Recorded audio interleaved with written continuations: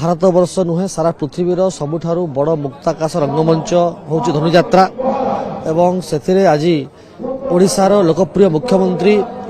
श्रीजुक्त मोहन चरण माझी आसिकी जो भली भाव में लोकंर हित जो सब योजना कर घोषणा कर सहित धनुଯାत्रा को विश्वविख्यात करने जो सब पदक्षेप आगु निया सरी से इंटरनेट कथा हो से वेबसाइट कथा हो एप कथा हो कलाकार मानकर भत्ता कथा हो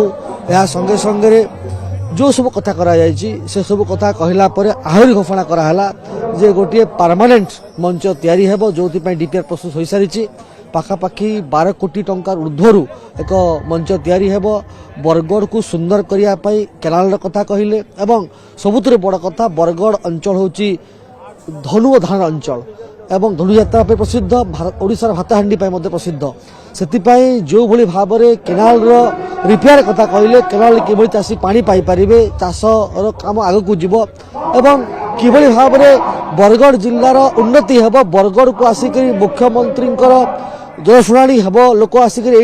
कथा सीधाफलक भाव में कथा कही पारिबे ए सबू को लेकिन घोषणा कर लोक बहुत खुशी अच्छा यही कथा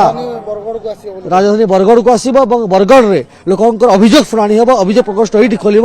राजधानी समस्त अफिसर ये आसबे एवं यही एक बड़ उपलब्धि हम मत लगुच आगामी दिन में लोक जानीपारे जे सरकार किभली हवा दरकार एवं से कथा आज संसद व्यवहार आरंभ है।